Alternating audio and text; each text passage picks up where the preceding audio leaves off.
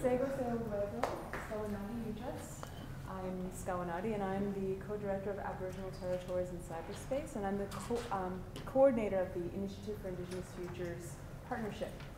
And I wanted to welcome all of you, but especially you, June, to Jojage, which is Ganyangehaga territory, and we're very happy to have you here. I'm so grateful to be here. Thank you. And now I'm going to introduce or welcome Jason to the stage so that he can tell you about June. Thank you.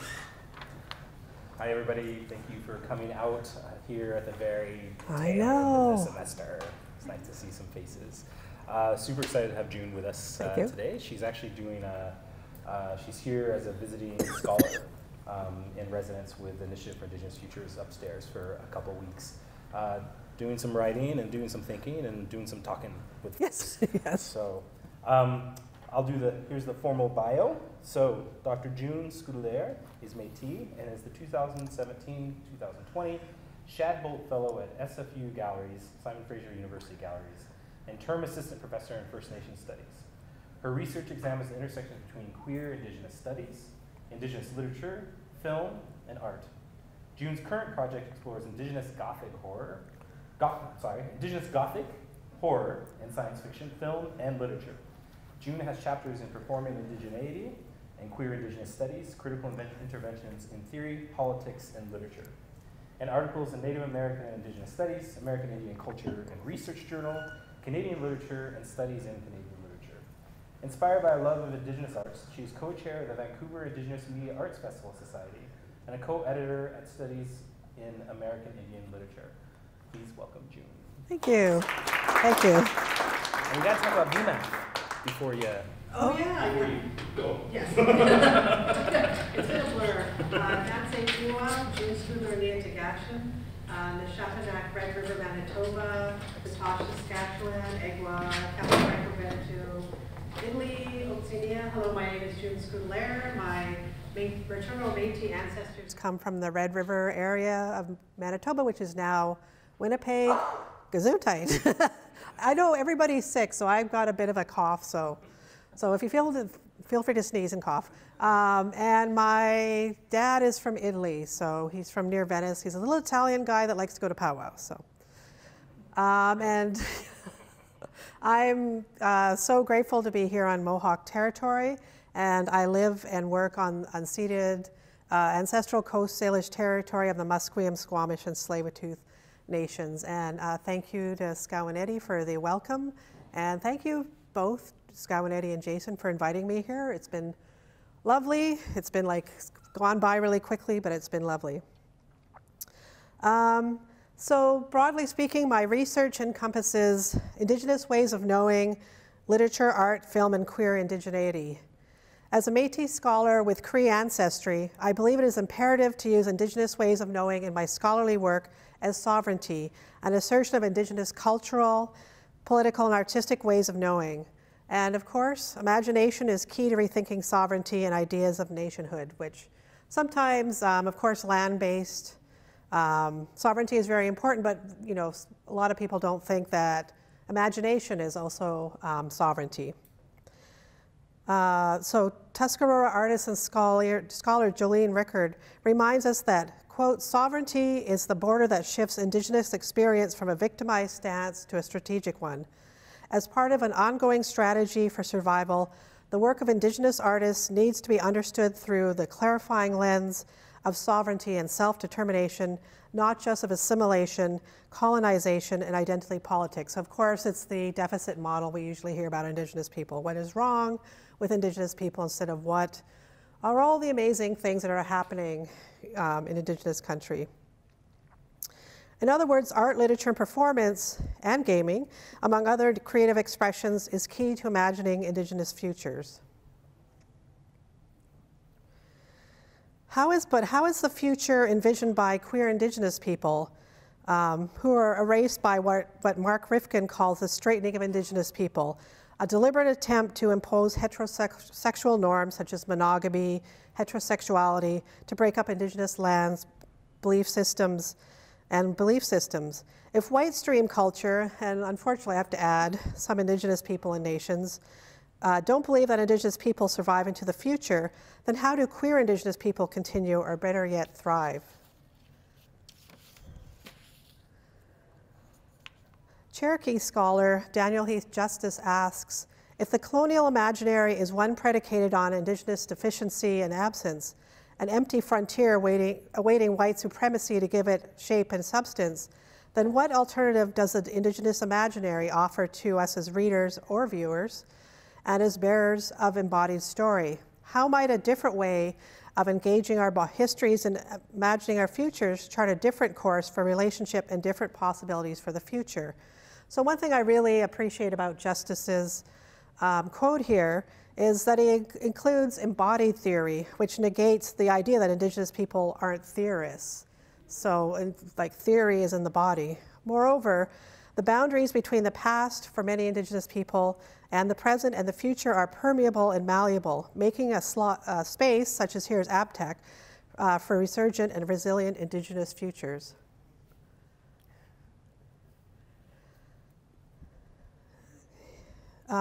So one alternative that the Indigenous imaginary provides is Cherokee scholar, lots of Cherokee in the house today, Quilly Driscoll's Sovereign Erotic, which is a wholeness healed and or healing from the historical trauma that First Nation people continue to survive, rooted within the histories, traditions, and resistance struggles of our nations.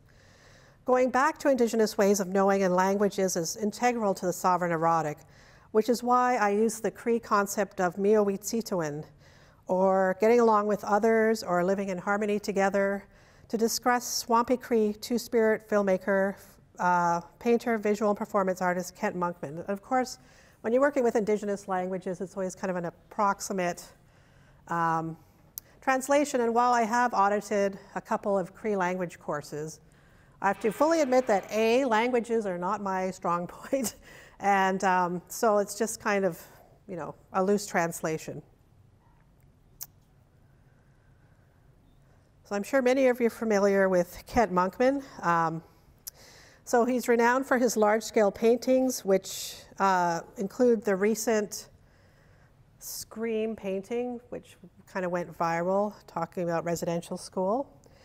Monkman's two-spirit alter ego, Mischief Eagle Testicle, I'm sure many of you are familiar with her, is a prominent feature of Monkman's art. He sometimes performs as Mischief, which I'm really hoping to see one day, and she has been very busy confronting Canada 150. So this is like, here's our wonderful Fathers of a Confederation signing, making Canada into the country in 1867. You can see there's I don't know why there's a stool here with I don't know what's happening there, but a stool with a blanket, because why not? So Monkman updates this with Mischief, just kind of lounging there. And if you ever get to see this painting, kind of see people are looking very confused, and Sir John A. Macdonald is kind of desirous of Mischief there. So you're kind of not sure what she's doing. Is she like, she wants a seat at the table? Is she entertaining them? You're not really sure. And then this one is the Bears of Confederation, so double entendre there. But you can see there's the daddies, the Fathers of Confederation, being attacked by bears, and Mischief kind of whipping them into shape. So it was funny going to see this exhibit, because people were like going up to the paintings and they're like, oh my God, what's going on in there? They're kind of scandalized and kind of backing away slowly. Okay. Although Mischief doesn't directly appear in Monkman's third film, 2005's Future Nation, she is there in the spirit of dominatrix Tonya. Future Nation addresses the coming out of an Indigenous youth in a dystopic future Toronto, stressing that two-spirit people and Indigenous women are more willing to enact miyo-wîcêhtowin. Future Nation is unusual in Monkman's work because it is dystopic, but as Wendy Gay Pearson, Veronica Hollinger and Joan Gordon argue in their introduction to Queer Universes, If we then take as the central task of queer theory the imagining of a world in which all lives are livable, we understand queer theory as being both utopian and science fictional, in the sense of imagining a future that opens rather than forecloses possibilities for becoming real, for mattering in the world. We begin to understand the importance of sci-fi as a genre for exploring these very possibilities of societies and futures in which conditions render the lives of many unlivable, sometimes in unbearably literal ways. Of course, queer indigeneity is not included in the book because, queer indigeneity still seems to be kind of way out there, unfortunately. But Two-Spirit people face overwhelming discrimination and violence. But artists like Monkman envision a future where Two-Spirit and queer Indigenous people not just survive, but are the path clearers of a more inclusive world. Although Future Nation is a narrative film, it has a decidedly unconventional topic as Indigenous gay teenager Brian finds love with Indigenous dominatrix James/Tonya during a megapox epidemic. And of course, that's very interesting, megapox, bringing back, smallpox. Monkman worked with Indigenous production company Big Soul Productions, which produced Moccasin Flats, and the film was funded by the Represented Aboriginal Media and Empowerment and Training Initiative. Monkman mentored Indigenous youth through the filmmaking process. Big Soul Productions asked Monkman if, quote, he says, could do a story about a gay kid because after working with Aboriginal teenagers, they felt homophobia was an issue that needed to be dealt with. He elaborates, I was thinking about the story of an Aboriginal kid who comes to the city to find his freedom. You see small town kids land on Church Street in Toronto and assume a new identity.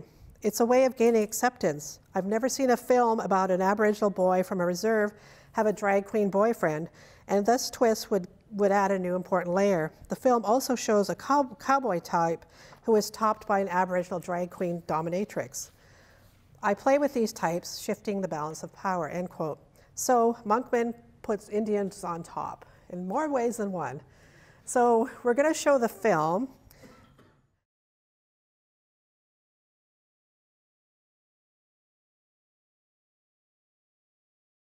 Okay, I did say it was very campy. Let's hear it for campiness. So just a short analysis of the film, and this is kind of a new area, science fiction, Indigenous science fiction, Gothic horror. So I'm really looking forward to feedback and kind of what you're thinking of what I'm doing. So I'm looking forward to that. So Monkman, who wrote the script, positions women and drag queens as the most powerful characters in Future Nation. They are the providers, which is sometimes seen as traditionally a male responsibility, although women often participated in hunting and certainly contributed as much as men to the family diet. Monkman also depicts women as much more open to differing gender roles and sexualities. Moreover, Two-Spirit peoples and women are more willing to enact miyo-wîcêhtowin in Future Nation rather than straight cisgendered men, which I will discuss shortly. Future Nation just portrays the coming in of an Indigenous youth, and I love that. Instead of, there's always the coming out narrative. Swampy Cree Two-Spirit activist and scholar Alex Wilson talks about instead of coming out, instead of coming into your community. Of course, if that's possible, if you can do that, but I really like the coming in instead of coming out. So Brian is coming in rather than coming out. As a way for Two-Spirit people to take responsibility for and control of their own experiences and identities. Future Nation not only posits settlers as bad guests, and if we're talking about expanding the circle, it's also like, who do you expand the circle to include? And obviously, in this film, settlers are bad guests. But it also asserts that cisgender males operate outside Aboriginal sovereign display territory in Monkman's post-apocalyptic world. Monkman offers a place where a Two-Spirit youth can find acceptance from his on-reserve family. Brian meets drag queen dominatrix Tonya by picking up a patron's forgotten phone in a gay bar and enters Tonya's dominatrix lair, where she is busy dominating off-camera a white man with a cowboy hat and Indian fetish. So I really like how Monkman again puts Indians on top.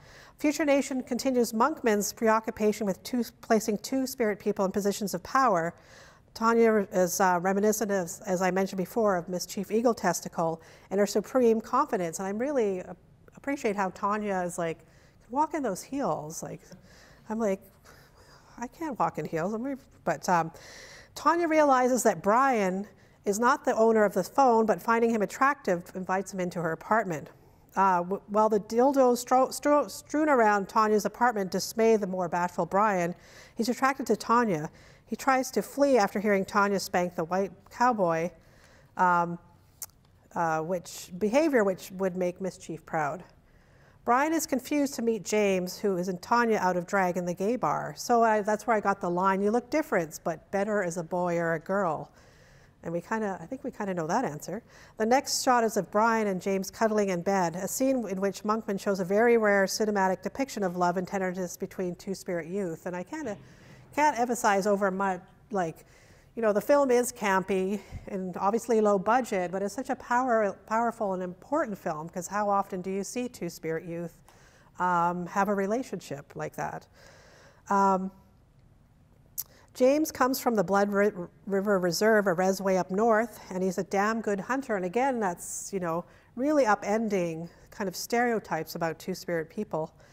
But unfortunately, Tanya can only be herself in the city because of on-reserve homophobia, while Brian is closeted on his reserve. Tanya's presence on the reserve forces Brian's homophobic brother, Charles, to include Brian and Tanya in his circle. So all three characters, Tanya, Brian, and his sister Faith, kind of forced Charles to be part of the circle. They force him to change. However, Monkman just doesn't focus on two-spirit issues in Future Nation. He also critiques traditional gender roles, opting to allow people to find their own path.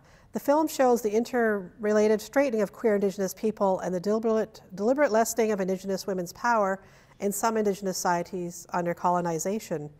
In the words of Anishinaabe scholar and writer Leanne Simpson, when gender becomes so restrictive that our individual light cannot shine through the rigidity of these binaries, and when we replicate the hierarchy and exploitative power needed to reproduce colonialism, we become vessels that reproduce violence instead of indigeneity, a process exemplified by Charles' homophobia and sexism. Brian discovers love and acceptance from Tanya, who has the strength to be herself, and from his aptly named sister Faith, who refuses to be locked into mainstream gender stereotypes. So we can see, when we get back to the reserve, we see the contrast between the matter-of-factness of his sister Faith being a hunter and the posturing of his homophobic brother Charles, who is extremely heteronormative but can only pretend to be a hunter. And of course, Charles invites Chantel and Sheila because, of course, it's kind of creepy. They're two young women. Of course, Brian is supposed to be interested in them. So they drive to megapox-infected Toronto to find food, and for Brian to find James. There he finds Tanya, who is dressed in a very short nurse's uniform, and I'm like, wow, how it's snowing out, there's a megapox, but still you have this dress this way. Giving her a grudging nod of thanks, Charles learns to enact miyo-wîcêhtowin by accepting Tanya into his family. Like Jeremiah's support, Charles releases the importance of accepting Brian as he is. By the end of Future Nation, Charles has learned to accept a less heteronormative role. Faith matter-of-factly tells Brian who she doesn't care who he loves, and I really like that scene where she says, Mom and Dad, who obviously have passed away, would be really proud of you. When they arrive back at the house at Blood River, Faith asks for help to carve the deer she has shot. Brian excitedly tells Faith that Tanya can help because she's an expert. Tanya hands her nurse's bag to Charles, who grins sheepishly. The last shot is the same as the opening shot, so it kind of goes in a circle, bringing the film full circle. Tanya smiles at Brian, holding a bloody knife as she goes around the house to help Faith skin the deer. The film fades to black with Brian's voiceover, "We were all happy for a while, at least we were still alive. I think of you often, Tanya, and I wish we were still together." Monkman ends the film on a pessimistic note, as befitting the post-apocalyptic storyline. However, it is not clear whether Brian and Tanya split up or somebody died. We're not quite sure. Future Nation has received little critical attention, perhaps because of its unusual place in Monkman's work because it's a post-apocalyptic film with a queer teenage love. But Future Nation is also Monkman's only film to depict reserve life. In this film, he directly critiques the colonial takeover of Indigenous lands. The reserve radio station can be heard in the background while Brian and Charles are in the kitchen. Quote, "This won't be the first time that some people have tried to steal our land." This commentary echoes Monkman's familial loss of land. In fact, Tanya's submissive cowboy and his wife tried to squat at Brian's house while Brian and his siblings, along with Chantal and Sheila, were in Toronto to get food. This time, the Indians get to evict white people from Indian land, so that's a plus. Monkman advocates a future nation expansive enough to welcome people who do not fit into socially constrained roles, such as the Hunter Faith and Tanya/James. Monkman again complicates easy binaries by depicting the fear of urban Indigenous peoples taking over the reserve. While Brian tells James that, although he lives on reserve, he goes to Toronto all the time, Future Nation initially creates tension between urban and reserve-based Indigenous people. The reserve DJs create a fear of city people coming onto the reserve. Although they may be referring to non-Indigenous people coming onto the reserve, it is unclear if Tanya would be considered an outsider, as she is not a Blood River member and because she is in drag. But now she is part of Brian's family, an Indigenous-centered idea of kinship that counteracts official policies of straightening Indians. In Future Nation, Monkman creates a queer Indigenous futurism, a space where two-spirit people can imagine and celebrate and create community. As Daniel Heath Justice reminds us, we can't possibly live otherwise until we first imagine otherwise. So I always kind of tell my students, you know, you have to imagine a better future before you can enact it, and that's why science fiction is so important. So I'm going to end on that note. So Marseille, thank you. Oh. Oh. Okay. So any questions? I know it is kind of an interesting film, very unusual film in his work. So, anybody else have another reading of the film? I'm kind of interested in that. It's the first time I've seen it. Yeah, actually, I didn't even know it existed. I mean, that's something that I'm interested in knowing why it's gotten so little attention. Because yeah, I think this is the least known thing that I know about Kent. I think it's just because Mischief's not in it, even though I believe that Tanya is like a precursor to Mischief. Because Mischief, yeah.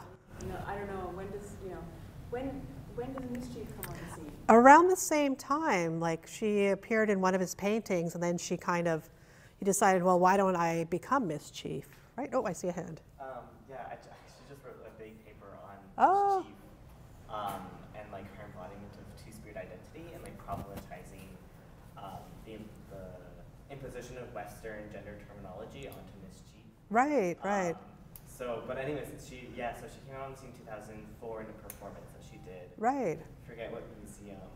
And then quickly, like all the movies he does afterwards has Mischief. Yeah. So yeah, I also agree with the Tanya Mischief kind of.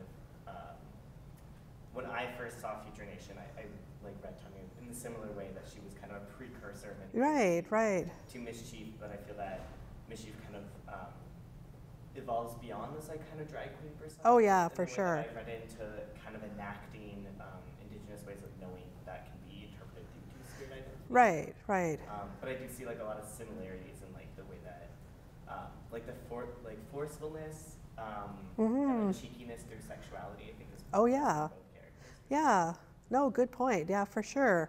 I think cheeky and being empowered too, right? And Monkman sometimes uses drag, but I've found quotations where he talks about Mischief is not drag, she's two-spirit, and there's a difference between, just being in drag and being two-spirit. Yeah. And like his earlier films, if you ever get to watch them, like his first film, A Nation Is Coming, is completely expressionistic and abstract, shot at the BAM Center for the Arts with Michael Grey Eyes in it, doing the choreography. It's very, very abstract and experimental. And he decided that narrative, he went to narrative and he didn't like that, so kind of went to more the kind of campy kind of films. Yeah.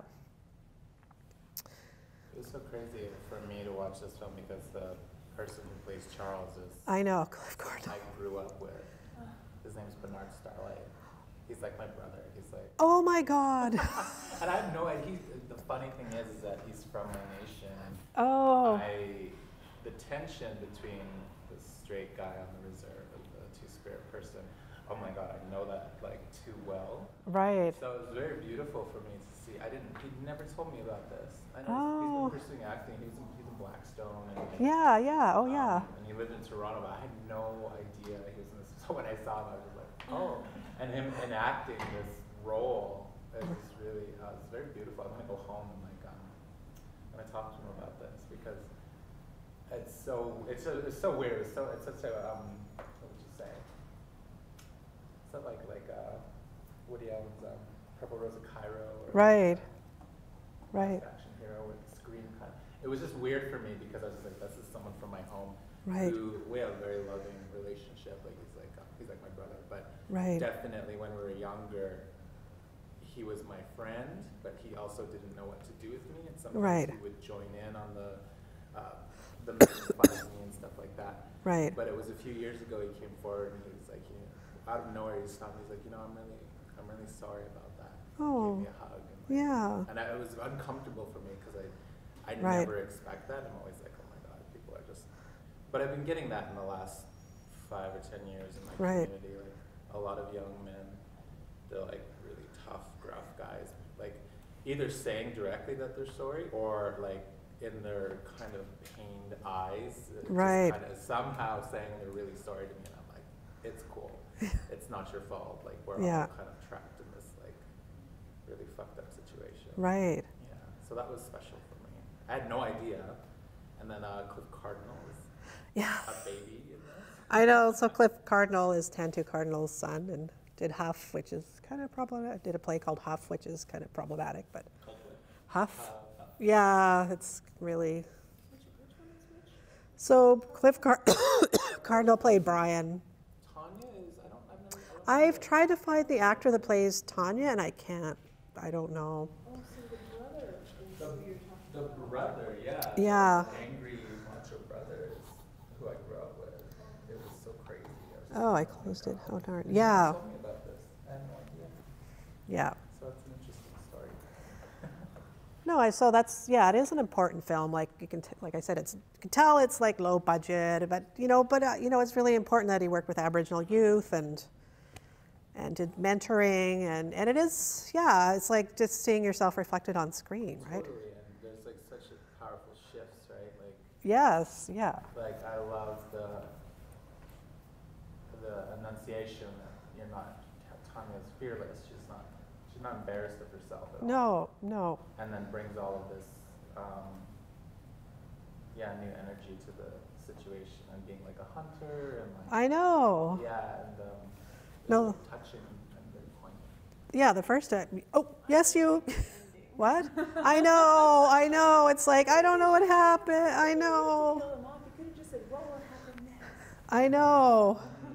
Well, we don't know if they broke up or somebody died. Yeah, I know. Yeah, I found it hard to watch a reminder of plague as well, like the sickness and stuff. I was like, oh. Well, and then Faith is wearing the Hudson's Bay yeah. blanket. Yeah. Yep. Yeah, the blanket and Blood Rivers as a First Nations reserve that they go back to. Thank you for that. I was just at the National Gallery and Oh. seeing kids' 2015 piece called Casualty. Oh, Or Casualty. Views of Modernity. Oh, it's hilarious. Yeah, and of course there's the pun in the title itself, but there's the nurse that comes back. Oh, yeah. That's right. Yeah. And so because I've seen this somewhere else before, so when I saw that piece, I was like, oh, was there a connection? So I was wondering if you knew if this nurse Oh, yeah. character comes back because it's with the plague, and then she's also sort of well, intended to bring care to people at regards to Right. solutions, and then you have, of course, her appearing in Casualties of Modernity. So, Right. does she appear in more? Well, Casualties of Modernity, I'm bringing it up. It's, if you can see it, it's basically Miss Chief goes to a hospital and diagnoses, well, where is it? Oh, it's not there. Oh, that's not helpful. But so Miss Chief goes to a hospital. There's all these casualties of modernity, like romanticism is this beautiful nude man and like performance art and all this stuff. But she's actually basing it on Princess Diana, who of course was famous for visiting people that were HIV positive and, you know, touching them. So that's where she gets the, I could do, what is it she says? I could do this for a day, an hour or something. So she's really based on Princess Diana in that one. But yeah, I guess the nurse, like caring and taking care of people, but yeah, I don't know. I never thought of that. It's a good catch. Yep. I just think I forget. At one point, someone was interviewing Miss Chief and was like, "Do Westerners have like Berdache or Two-Spirit people?" And he was like, "No, but like we'll lend you a helping hand. Like, our people, our Two-Spirit people will like show your people the way." So I feel like there's also this like cheekiness that he often plays with this idea, like you were saying earlier, of like Indigenous people as like like bringers of the future in that sense. Yeah. I think of like of care as well. Like he, Right. especially within Miss Chief's character, I find that he's always like very sympathetically looking at white men, being like, "It's not your fault that you're like this," and like this like kind of pity that like she embodies for like white men primarily in this kind of Right. I think it's like often like a power play by Monkman, but yeah, just kind of like as like Indigenous people's responsibility, especially within Miss Chief's character, like responsibility of Indigenous people to like help white people be less white in that sense, and like guide them into a better way of living is something that I've seen kind of come up in various works of his.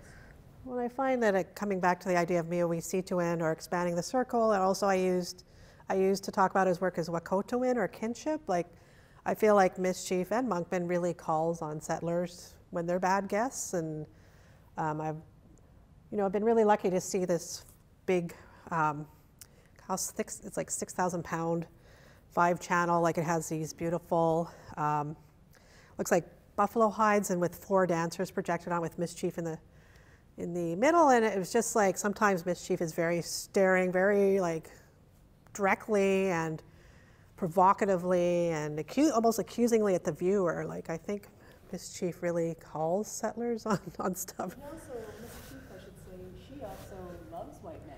Oh yeah. You know, she has desire. Oh, she totally has desire. That struck me when I first encountered Miss Chief. Yeah. Just having sex with white men. I know. But you know, Well, that's Ken's mom is white. yeah. And then White people love. White people we love. All of us. and then he does talk about, putting Indians on top, right? So yeah. Okay, anything else? Yep. But I feel like that's a constant in a lot of queer men Thanks. that are First Nations. Right. Are fucking white. Yeah. Yeah. What's his name again? The, Yeah, the really, really famous sculptor that did the hockey player totem poles. Brian Jungen? Yeah. Yeah. He had a series of drawing of the Belgo, and they were all of First Nations men, mainly himself fucking white. Oh, right. So I feel like that in art, not necessarily that art that's very representational, but I Right. feel that's a constant. Right.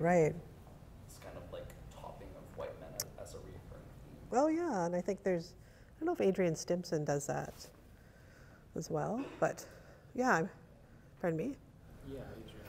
Yeah. Does that as well. Yeah. Sorry, No. that's what I missed. Kid conferencing. Queer First Nations men representing themselves fucking white men. Oh, right. Yeah. In the time. Yeah. Definitely. Any other? Yep. Yes, you in the corner.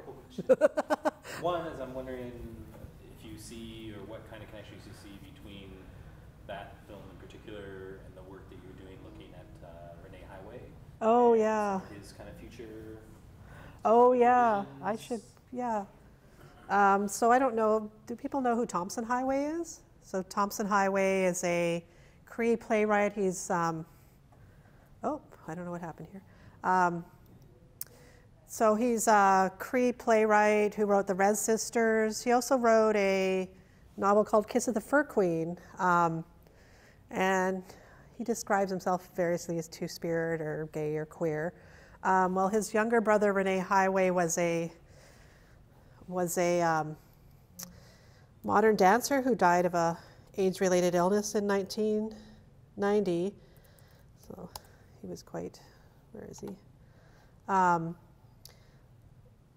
So I've been doing archival work. I've been doing archival work on him. Here he is. I know, he was quite. And I discovered when I went to the archive that he was doing a science fiction project in 1988 based on Samuel R. Delaney's Dahlgren, and Samuel Delaney is a queer black writer. So he was doing a dance performance based on a science fiction novel way back in 1988, which kind of blew my mind. So, so he couldn't, you know, in his choreography notes, he talks about like a love triangle between two men and a woman, but he didn't do that in the actual performance called Prism Mirror Lens. I don't know why, or he couldn't get the dancers, or I have no idea. But so Indigenous people have like been like, so that was in 1988. So it's quite amazing, and I think the quotation I loved, because he went from northern Manitoba, Brochet, him and Thompson went to residential school, moved to Winnipeg, and Thompson became a pianist, classical pianist, then a playwright, and Renee Highway was a modern dancer.